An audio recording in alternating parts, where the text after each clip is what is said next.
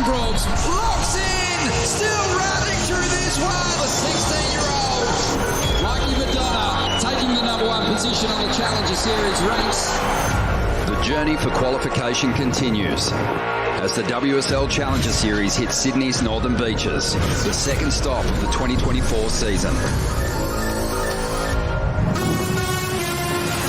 The iconic North Narrabeen returns to the spotlight.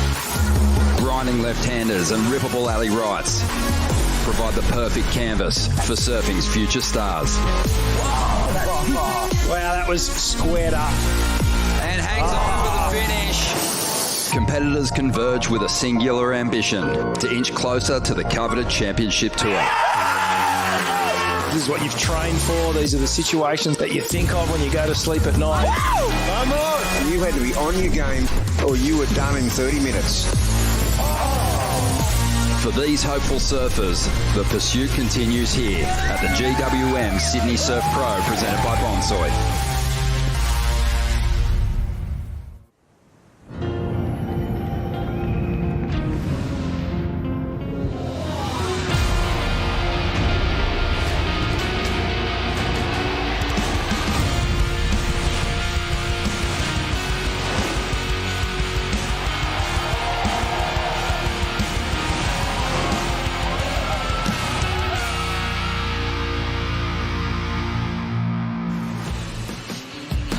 Good morning. How good is the Challenger Series? It kicked off with an absolute bang on the Gold Coast. The 16-year-old phenom, Aaron Brooks, taking the win on the women's side. An emotional victory for Lennox head surfer Mikey Madonna, who moves to #1. This morning on the Dawn Patrol, we'll look at North Narrabeen. So good to be back at this iconic location. We saw thumping conditions on finals day last year. We also got a fantastic look at champions from years gone by here on the Northern Beaches. They'll be back out there at some point. There's Laura Enova, one of our favourites, one of our commentators here at the GWM Sydney Surf Pro, as we start to see the arrival of those campaigners on the Challenger Series, some of the superstars from Snapper Rocks, who gave us stunning performances, getting out there nice and early to get a taste of some pretty fun conditions. And looking forward to seeing what they bring to these peaky sandbars. North Narrabeen, one of the most consistent beaches on the East Coast. And we're thinking that it's probably going to deliver for us today. Ronnie Blakey, joined by Felicity Parmentier and Richie Lovett. I mean, the contest on the Gold Coast was exceptional. It's one of the best after parties we've ever been to. Fisher set the place on fire. I'm almost better. How are you? Yeah, almost recovered. But yeah, still trying to digest just how good the Gold Coast was, how amazing Snapper was, the performances that we had. I mean, that was probably some of the best surf I've ever seen in a Challenger Series, and the best surfing. It was a lot to digest. Yeah, the level's gone up. Rich, must be good to be home, mate, on the northern beaches. You're proud of this place, and we're going to create more history over the next, 7 days? Yeah, absolutely. I am happy to be home, sleeping in my own bed, but it comes with more responsibility. Lots going on this week, but it's shaping up to be amazing. The free surfs have been incredible. The warm-ups yesterday in particular, Northie started to really flare up, so it's looking promising. It's going to be a great week. Well, let's get the official call on what's coming our way today. It's a big good morning to a world record holder. Laura Enova, how are you? I'm good, guys. Down here with Vahine. We've got a big day of competition ahead of us. The event is on. The waves are fun. You've just been out there this morning. How is it?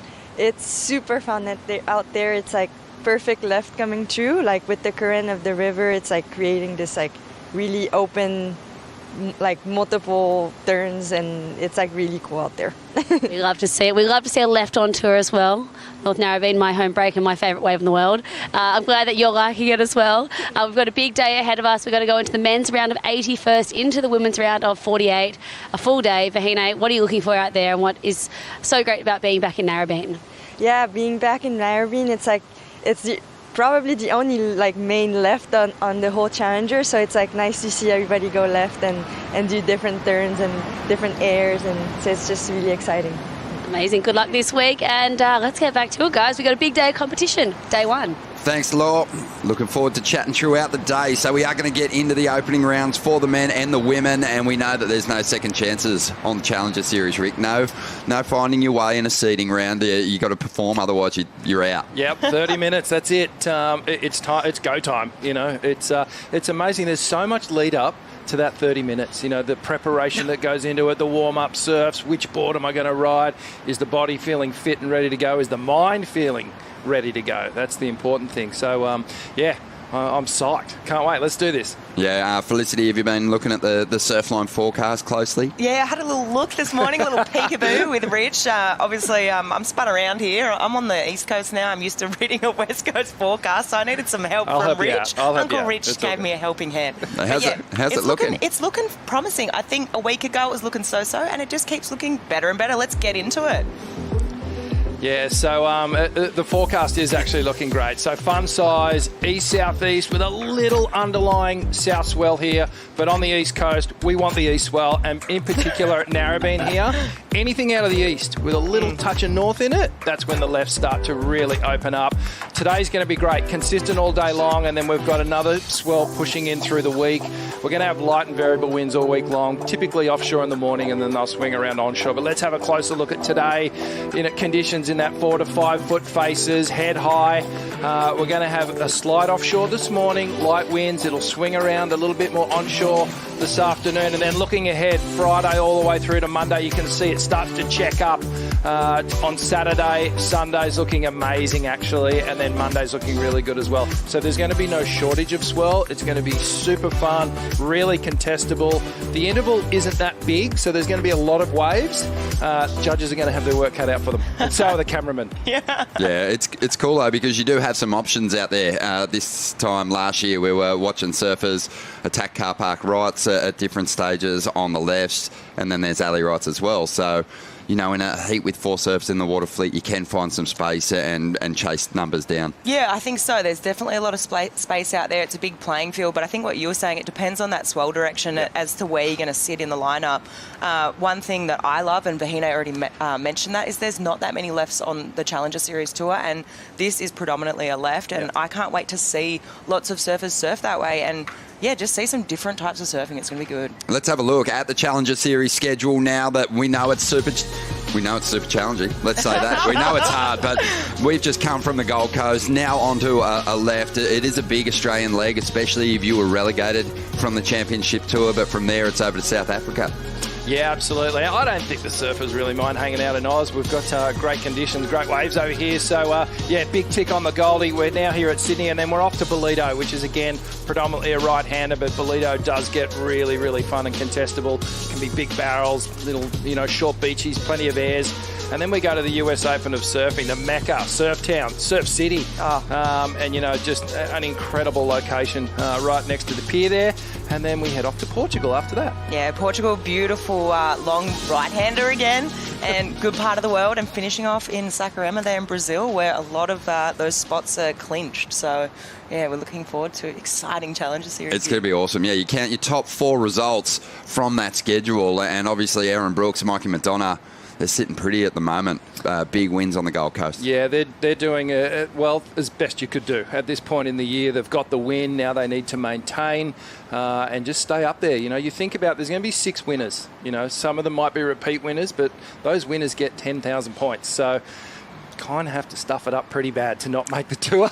You've got to be consistent, though. Yeah, Richard's piling the pressure on. I don't want to put the mocker on them, but consistency is the key to this. We've still got a bit to get through on the Dawn Patrol show. After the break, we're going to have a look at some of the campaigners, the favourites on the Women's Challenger Series. Stay with us.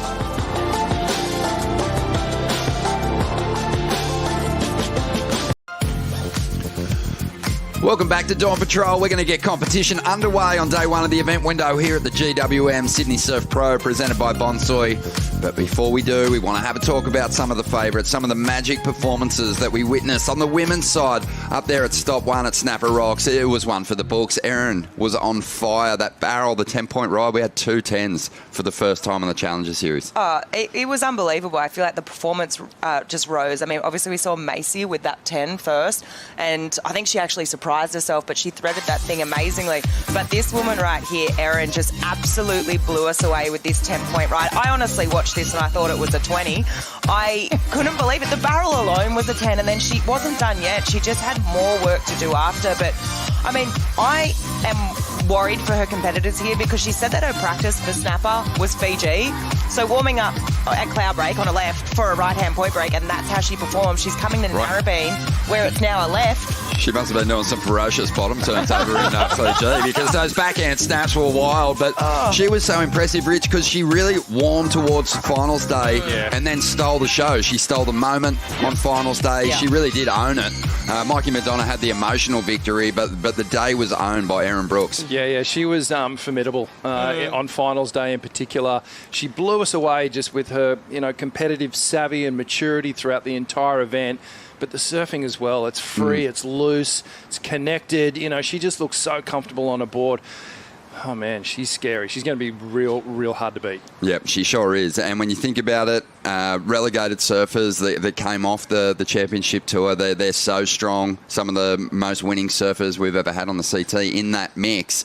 And Erin's already snatched 2 Challenger Series victories away from them. She won the last event last year, the first event this year. Number 1 at the moment. She'll be deadly. Let's have a look at the Challenger Series rankings after stop number 1 and have a bit of a look. Who else came through with a big finish? Luana Silva was impressive. Yeah, she was. She was rock solid as well. Erin convincingly won the event with just amazing surfing. Luana just worked her way through the draw with some real solid, blue-collar surfing, dependable as hell. And, Isabella Nichols and Sally Fitzgibbons relegated, but looking really good as well. I thought Sally in particular stepped it up a notch. Someone for me, Bronte. She was in every post-show that we did that during the Gold Coast, and her backhand was just looking so strong. She wasn't just placing her turns, she was powering through them. She was dropping 9-point rides every heat. And I think she's in great form. And for her to only get that, I think it was a quarterfinal finish, I just feel like she had more to give. Yeah, she was she does. in form, and I think she's going to be really dangerous out here. Those quarterfinal finishes are great if you can add some bigger results with them. But Bronte, be really aware that, that's not enough for her because she's failed to make that cut. She won an event last year and still didn't make the cut. Wow. We'll make it onto tour. So that's brutal. It's brutal on the women's side. You've got to ramp it up on the women's side. Let's have a look at Isabella Nichols, her amazing performance here last year to get herself back onto the CT. She'll be looking to obviously go back to back, but when the conditions got bigger, she really stepped up with turns like that. Yeah, she dug in really hard. It was a challenging day, finals day here last year, and Bella had a so-so result up on the Gold. He didn't do too badly, but then she came down here, and this is where her Challenger Series campaign kicked into gear. She got the win down here, and you could feel the confidence. I think coming into this event, she was still lacking that confidence, just beaten down from not making the tour, and it took her an event to pick herself back up, which she did. Great to see the win. She'll be a threat out here again for sure. All the championship tour surfers that get relegated are looking to put a smile back on their faces in these first couple of events. I feel like Isabella, Sally did it with the semis. Luana got a second, and she wasn't smiling. No. So I think she's poised for another big performance here. She's really focused. Yeah, you could see it. I mean, you did the prezzo, and gave her the mic, and she was like, you know what? You could just disinterested. I'm not actually that stoked with a second. I wanted to win, and I like it because she's being totally honest. Yep. But that just says to me that she is so hungry. So anyone that has her in a heat, watch out. Yep, it's going to be good. We're going to have a look at the standouts on the men's side from that first stop, and also talk about some of the threats here at Narrabeen right after the break.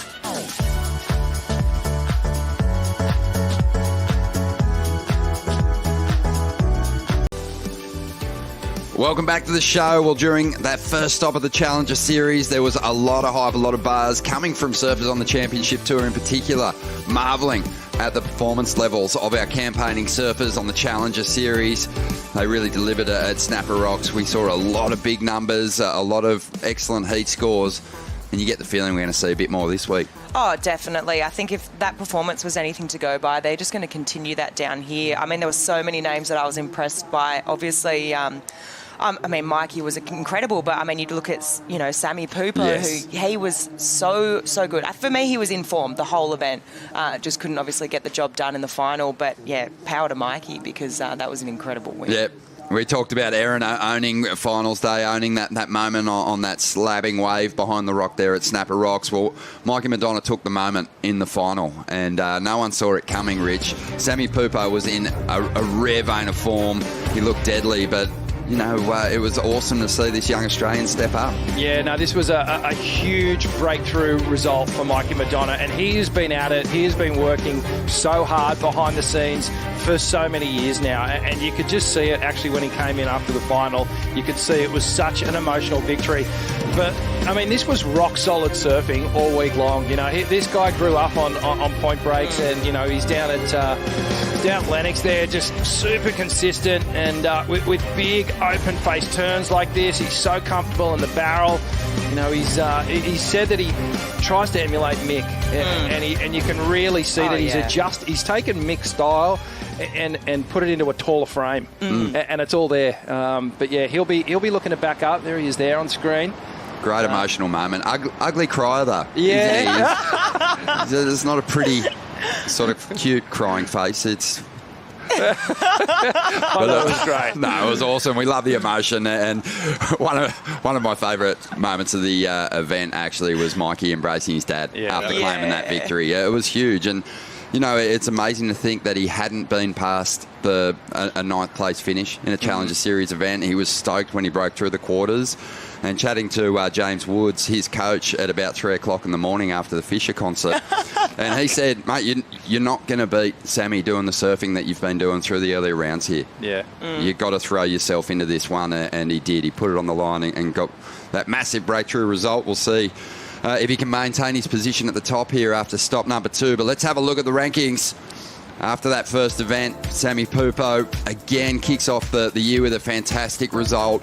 And the way he's surfing, I know the three of us just don't see him not getting back onto the championship tour at the year's end. Yeah, 100%. Sammy's just surfing too good not to make it. And we got the feeling that whoever was going to get through that semi-final, Sammy against George Pitter, who's come on really strong in the last couple of months, was going to take the title. But, Mikey shut it down. Obviously some great names on there as well. We got to talk about Michael Rodriguez's form up on the Goldie. Incredible. This style of wave down here is going to suit him as well. But we're looking for this guy to bounce back. He was such a standout on the Challenger Series last year. He's been rock solid.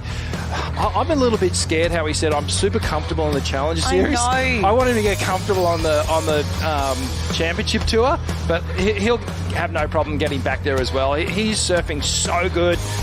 Some highlights here from last year, just comfortable in these style of conditions. Oh, yeah, when it's big, when it's unruly. Jacob looks at home, obviously, coming from West Oz. He lives on the East Coast now, but, these are his sort of conditions. But he has been on the Challenger Series for 10 years. He obviously cracked the CT last year and prematurely exited, not making the cut. But I feel like here at Narrabeen, on a left, he's going to feel at home. We've got a bit of stormy conditions coming up, a bit of a mixed bag, and there is swell. So I think it's looking good for him. Yeah, he was ripping on the through the earlier rounds, so we'll see if he can get that big result leaving Australia and get himself elevated on the Challenger Series ranks. Stay with us. We've still got a couple more things to get through before we kick off day one with the round of 80 for the men.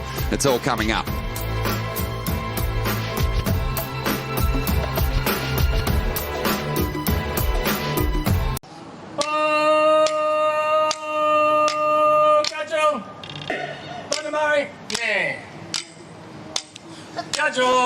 Scenes from an incredible opening ceremony here at the GWM Sydney Surf Pro presented by Bonsoy. We acknowledge the traditional custodians in their country on which we gather today. By these words we show our respect to all Aboriginal people. We acknowledge elders past, present and emerging, and the spirits and ancestors of the clans that lived in this area. It is a special place, much like the Gold Coast. It's not just about the coastline here on the northern beaches, the bushland, the Ku-ring-gai National Park, the Gadigal National Park. They're just a 5-minute drive away, and you can just throw yourself into it. There's incredible rock paintings that go back 5,000 years. It is an awesome place to really tap into that energy. Yeah, it's incredible. The northern beaches, it's a special place. We're lucky enough to call it home. You can basically walk all these headlands and beaches all the way from one end of the peninsula to the other. Come and check it out. Explore. It is awesome. One great feature that we had here last year was the opportunity to see some of the hometown heroes, the legends out there. Two-time world champion Damien Hardman. We had Rob Bain, a Masters champ. Pauline Mensah, she turned up. She's from just over the bridge. Sydney's produced so many legends. Nathan Hedge, he was out there getting in the mix. It was so much fun. And my favourite legend, fellow commentator, absolute big wave Dave Loza. Did anyone make a wave? Yeah. Laura, look at this. Turn. On the 20, just ripped a mean carve. And Laura will be psyched to get back out there again. But Duma. Iceman. Yeah, putting those new hips to good use out there. Yeah, Bainey layering up on the backhand as well. It was tricky little conditions actually, but they did well, and we're going to be doing it all again, possibly on the weekend. Love tipping the cap to those absolute heroes. Love tipping the cap to our very own Laura Enova. Laura, you're looking forward to getting back out there with your heroes? Oh, absolutely. And the best thing is, I heard that Steph Gilmore got priority up on the Gold Coast, so I'm sure they're going to be rolling over that rule down here at North Narrabeen. Oh, guaranteed, yeah. How's that usually work for you in the lineup?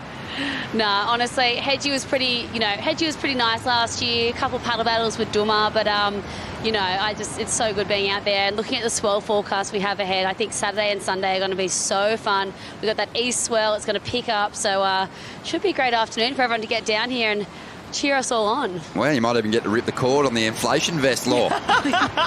Totally. Looking forward to it. It's going to be a lot of fun. The Legends Heats always are. We're getting set to kick off the first heat of the day, the round of 80.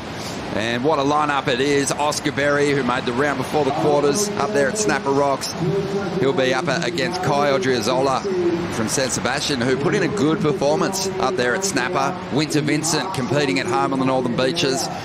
He'll be a force, you'd think, in this event. And the young South African Geordie Marie will also be in the lineup. Good way to kick things off here.